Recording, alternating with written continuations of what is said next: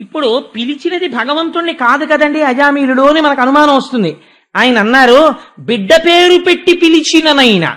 ఈశ్వరుణ్ణి పిలవాలని నియమం లేదు, పిల్లడికి పేరు పెట్టుకున్నాడు భగవంతుడి పేరు, అందుకని బిడ్డని పిలిచాడు ఆ పేరు పెట్టి. అందుకని బిడ్డ పేరు పెట్టి పిలిచిననైనా విశ్రామ కేళినైనా. ఏమీ లేదు, ఖాళీగా ఉన్నాడు, సరదాగా ఆడుకుంటున్నాడు. ఆడుకుంటూ ఆవిడ పేరు ఏదో పెట్టారు తల్లిదండ్రులు, కానీ లక్ష్మి లక్ష్మి అన్నాడు. అంటే ఆవిడది ఏమిటా లక్ష్మి లక్ష్మి అంటారేమిటి, నా పేరు తెలియదేంటి ఈశ్వరని, లక్ష్మి అంటారేమిటండి. ఊరుకోవా, మీ నాన్నగారు కన్యాదానం చేసినప్పుడు నిన్ను లక్ష్మిగా కన్యాదానం చేశారు, నన్ను నారాయణుడిగా కన్యాదానం చేశారు, అందుకని లక్ష్మి లక్ష్మి అన్నాను కాసేపు అన్నాడు. విశ్రామ కేళినైన, తన భార్యతో ఆడుకుంటూ సరదాగా లక్ష్మి అన్నాడు. ఇప్పుడు ఇది కూడా పుణ్యం అయిపోయి కూర్చుంటుంది.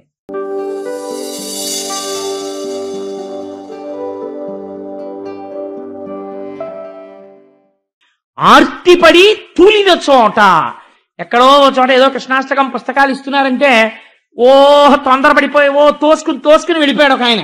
వెళ్ళిపోయి ఢామని కింద పడ్డాడు. పడిపోయి కృష్ణాని అనుగ్రహమయ్యా ప్రసాదం ఇస్తున్న చోట పడిపోయాను అన్నాడు అనుకోండి. ఆర్తిపడి తూలిన చోట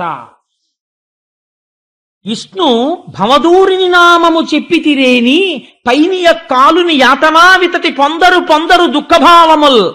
ఇలాంటప్పుడు కూడా చెప్పచ్చయా, పడిపోతున్నప్పుడు హాస్పిటల్కి తీసుకెళ్ళిపోతున్నారు అనుకోండి, నన్ను మాట్లాడించకండి, మీ కర్తవ్యం మీరు చేసుకోండి అని శివ శివ శివ శివో మహేశ్వర శంభో పినాకీ శశిశేఖర వామదేవో విరూపాక్ష కపర్దీ నీలలోహిత శంకర శూలపాణిశ్చట్వాంగి విష్ణువల్లభ అనుకుంటూ కూర్చున్నాడు అనుకోండి. బాధ ఏమిటండి? మా కృష్ణప్రసాద్ గారు ఉండేవారు, మహానుభావులు, ఇప్పటికీ ఉన్నారు గాంధీనగరంలో. వారి భార్య గారికి హార్ట్ అటాక్ వచ్చింది. వస్తే తీసుకెళ్లి ఇంటెన్సివ్ కేర్ యూనిట్ లో పెట్టారు. పెడితే ఆవిడ ఏం చేశారో తెలుసా అండి? నేను తెల్లబోయే ఆవిడ సంస్కార బలానికి సిలైన్లు పెట్టేసి ఒంటి నిండా ఆవిడ పడుకుంటే పెథెడ్రిన్ ఇంజక్షన్ ఇచ్చి మత్తులోకి ఆవిడ వెళ్ళిపోయే వరకు ఆవిడ మానసికంగా అరుణాచలం గిరి ప్రదక్షిణం చేసేవారు. తెలివున్నంత సేపు కిటికీలో కొడుకులు కనబడ్డా, కృష్ణప్రసాద్ గారు కనబడ్డా, ఇంకోడు కనబడ్డా ఆవిడ పట్టించుకునేవారు కాదు. ఆవిడ అరుణాచలం కొండ చుట్టూ గిరి ప్రదక్షిణం చేస్తూ ఉండేవారు. ఆ ప్రదక్షిణం మనసు చేస్తూ ఉండగా నిద్రలోకి జారిపోయేవారు. ఆ స్వప్నంలో కూడా అరుణాచలంలోనే తిరుగుతుండేవారు. ఏమో ఆగిపోతుందేమో, ఎందుకు వీళ్ళ మీద భ్రాంతి, అరుణాచలం చుట్టూ తిరుగుదామని. ఆఖరికి డిశ్చార్జ్ చేసి ఆవిడని తీసుకొచ్చి రూమ్ లో పడుకోబెట్టారు. ఆవిడ రూమ్ లో పడుకోగానే పిల్లల్ని పిలిచి ఏం చెప్పారో తెలుసా అండి? మీరు పిచ్చ మాటలు మాట్లాడడం, అమ్మా ఉంటావో ఊడిపోతావో, ఈ వెర్రి ఈ పిచ్చి మాటలు మానేయండి. మీరు నాకు చెయ్యగలిగిన మహోపకారం ఏమిటంటే, నాకు నీరసం వచ్చేసి నేను నిద్రపోయే వరకు నా పక్కన పిల్లలు వంతులేసుకుని నిజంగా నా బిడ్డలు అనిపించుకోవాలంటే అరుణాచల మహాత్మ్యము అలా చదువుతూ ఉండండి. నేను అలా వింటూ ఉంటాను. ఒకవేళ నేను నిద్ర అయిపోయాను అనుకోండి, మీరు ఊరుకోండి. మళ్ళీ నాకు తెలివచ్చింది అనుకోండి, నన్ను అడగక్కర్లేదు, టాబ్లెట్ ఆ నోట్లో పారేయండి, కాసి నీళ్లు పోసేయండి. అన్నమా ఏదో అన్నం పెట్టమన్నారో, ఇడ్లీ పెట్టమన్నారో, పెరుగెట్టమన్నారో, డాక్టర్ గారు ఏం చేయాలి పెట్టండి, గీత కర్తవ్యం మీరు చేసేయండి. కానీ కంటిన్యూస్ గా ఒకటి అయిపోతుండాలి. ఏమిటి? ఒకళ్ళు మాత్రం అరుణాచల మహాత్మ్యం అలా చదివేస్తూ ఉండండి, నేను ఇవి వేసేసుకుంటూ ఉంటాను, అలా వింటుంటాను. ఆవిడ ఇప్పుడు ఇంటికి వచ్చేసారండి. వచ్చేసి సంతోషంగా మహాతల్లి ఎన్ని పుణ్యకార్యాలు ఆచరించారో, అది కదా జీవితం అంటే. అలాంటి వాళ్ళని చూసి రాశారు పోతన గారు.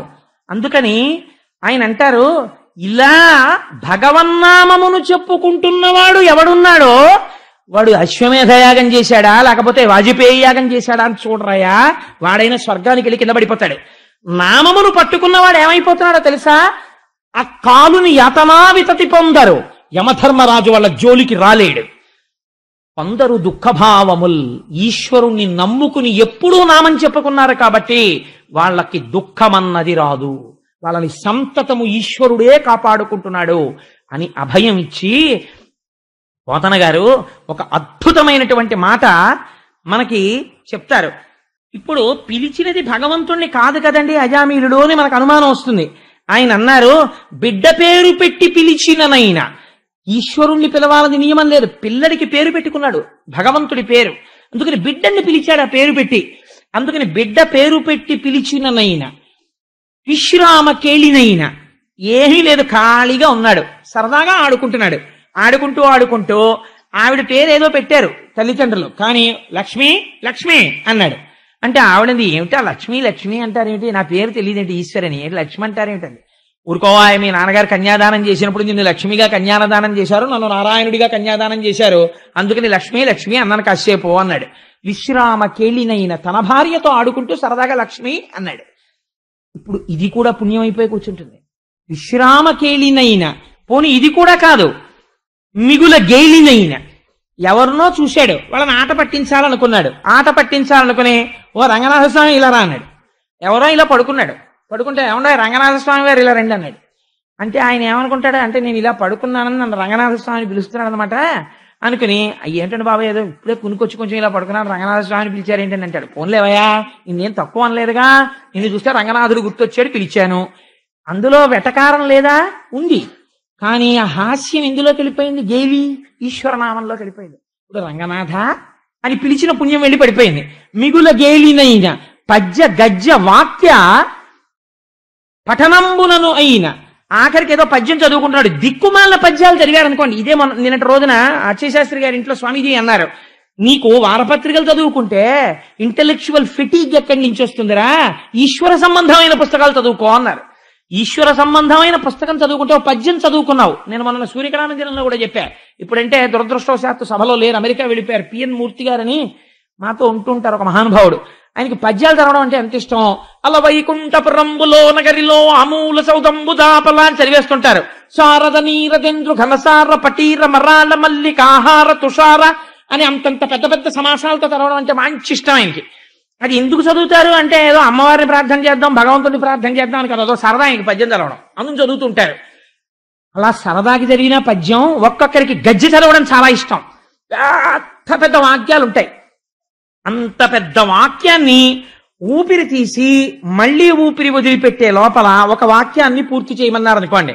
మాకు చిన్నప్పుడు ఏదో మా అక్క మాతో పరిహాసం ఆడుతుండేది. మా అమ్మ లడ్లు చేసి ఇవరే వాళ్ళకి పెట్టరా అనేది మా అక్కని పిలిచి పెట్టమంటే, మా అక్క అనేది ఇవరే నేను ఒకటి రాసిస్తాను, అది 3 మాటలు చూసి మళ్ళీ చూడకుండా చెప్పేయగలిగితే మీకు 2 లడ్లు ఇస్తానండి. సరే ఏమిటి ఇవ్వవే అంటే, ఒక కాగితం మీద రాసి లావలీలుంగలవంగలంగమ తలతాలక్షంబులు ఇచ్చించుచొన్ అని రాసిచ్చేది. అంటే 2 లడ్లు సంపాదించాలని ఇలా ఒక్కసారి లావలీలుంగలవంగలంగ తలతాలక్షంబులు ఇచ్చించుచొన్ అని అలా 3 మాటలు చూసి అట్లానే చెప్పేయగలం. అంటే ఏది చెప్పు అని, లావలీలుంగలవంగలంగ తలతాలక్షంబులు ఇచ్చించుచొన్, ఇవో 2 లడ్లు అనేది. ఎందుకు తెలియదు అది అంటే, దానికి ఏమి భగవన్నామని చెప్పుకుందామనో దేనికో కాదు, పద్య గజ్య సరదాగా ఆ వాక్యాన్ని ధారణ చేసేసి చెప్పేద్దామని. చెప్పేస్తే అదో పెద్ద సంతోషం, నేను అది చెప్పగలిగాను అని 2 లడ్ల కోసం. కానీ దాని పుణ్యం దానికి ఈశ్వరుడు వేసేస్తాడు. అందులో భగవన్నామం ఉందనుకోండి, వెంటనే అబ్బా ఎంత గొప్పగా చెప్పాడు రాని. మాకు చిన్నతనంలో మా అక్క పిలిచి, నేను మర్చిపోలేని మహాతల్లి, మనుచరిత్రలో మధ్యలో కామాలేని పద్యం ఒకటి ఇచ్చి, అటజని కంచ భూమి సురుడంబర చుంబి శిరస్తరజ్జరీ పటల ముహుర్ముహుర్లుట భంగ తురంగ మృదంగ నిస్వటన స్ఫటనానురూప పరిపుల్ల కలాప కలాపి జాలమున్ గటక చరత్కరేణుకర కంపిత సాలము శీత శైలమున్. ఈ పద్యం అప్పచెప్పరా ఒకసారి, 2 మాటలు జరిగి చెప్పేస్తావా అని. చెప్పగలను అన్నాం అనుకోండి, నువ్వు చెప్పు, నీ వాళ్ళ సినిమాకి పంపిస్తాను, అందాల రాముడు సినిమాకి. నిజం యథార్థంగా జరిగిన సంఘటన. అంటే నాకు అసలు ఆ పద్యం కూడా తెలియదు, ఉట్టినే సరదాకి సినిమాకి వెళ్ళిపోవచ్చని 2 మాటలు, అటజని కంచ భూమి సురుడంబర చుంబి శిరస్సరజ్జరీ పటల ముహుర్ముహుర్లుట భంగ తురంగ మృదంగ నిస్ఫటన స్ఫటనానురూప పరిపుల్ల కలాప కలాపి జాలమన్ అని ఏదో చదివేయడం. అకట నిర్దయ బుద్ధి ఎనికడి దూర రంభ ఆహా వివేకు వెవుదువని హరిణి చేదు నివ్వెద మంచు చిరిక నవ్య ఘృతాచి మాయలాడితివని తిట్టె మంచు ఘోష న్యాయనిష్ఠరములు ప్రార్థించ ఊర్వశి జంకించ రమ్మంచు చంద్రరేఖ, ఇలా ఏవో పేర్లున్నవిచ్చి ఇది 3 మాటలు చదివి చెప్పగలవా? అది ఆఖరికి దేనికి పనికొచ్చిందంటే, 5:30కి ఆఫీస్ నుంచి వచ్చి స్నానం చేసేసి గబగబా అనుష్ఠానం చేసేసుకుని వచ్చేసే ముందు ఒకసారి భాగవతం ఇలా చూసేసి వచ్చి చెప్పగలిగిన సమర్థతకి దారి తీసిందా లేదా? తీసింది. ఈశ్వరానుగ్రహం అయిపోయిందా లేదా? అయిపోయింది. ఈశ్వరుడు భాగవతం చెప్పించి నన్ను ధన్యుణ్ణి చేసేస్తున్నాడా లేదా? చెప్పగలిగానో చెప్పలేకపోయానో వేరు మాట. ఆర్తితో కూర్చోబెట్టేశాడా లేదా నా స్వామి నన్ను? అందుచేత అంటే నన్ను పొగుడుకోవడానికి చెప్పానని మీరు అనుకోకండి దయచేసి, నేను ఒక ఉదాహరణ చెప్పడానికి చెప్పానంతే. పద్య గద్య పాఠ ఇటువంటివి, పద్య గద్య గీత వృత్తంబులను అయిన ఇలాంటివి ఏదో భగవత్ సంబంధమైనవి చదువుకోవడానికైనా సరే, చదివితే ఆ నామం పలికితే ఏమవుతుందో తెలుసా? కమలనయును తలుప కలుషహరము. ఆ భగవంతుణ్ణి తలుచుకుంటే కలుషము పోతోందయ్యా, అందుకని వీడికి కలుషము లేదు, ఇంకా మీకు అనుమానాలుంటే యమధర్మరాజు గారిని అడగండి అన్నారు.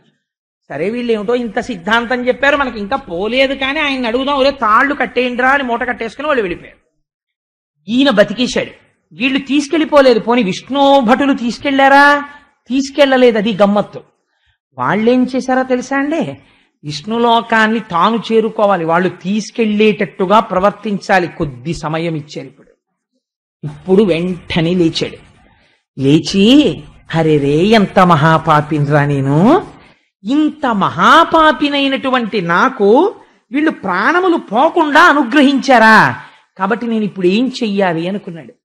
నేను భ్రష్టుడనైపోయాను, కానీ ఈ నామం పట్టుకుని స్వామి పాదాలు పట్టుకుని తరించిపోయినటువంటి మహాపురుషులున్నారే, వాళ్ళ దగ్గరికి వెళ్ళి వాళ్ళ పాదాలు పట్టేసుకుంటానన్నాడు.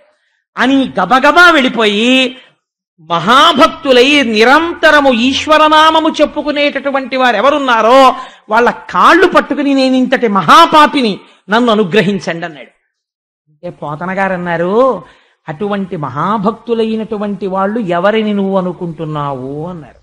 అని సంతతము హరినామస్మరణ చేస్తూ ఎప్పుడూ భగవన్నామము పలికేటటువంటి అలవాటు ఉన్న వాళ్ళున్నారే, అటువంటి వాళ్లతోడి స్నేహము, హరిభక్తులతో స్నేహము, ఆ ఈశ్వరుడి నామము చెప్పగలిగిన వాళ్లతో ఉన్నటువంటి స్నేహము సామాన్యమైనది కాదు. ధర తరగని ధనపు మూటలు, అటువంటి వారితోడి స్నేహమే ఈ భూమి నందు నశించనటువంటి పుణ్యపు ధనపు మూట. ఇది రక్షిస్తుంది నీ వాళ్ళని, రేపొద్దున నువ్వు సంపాదించింది రక్షించదు.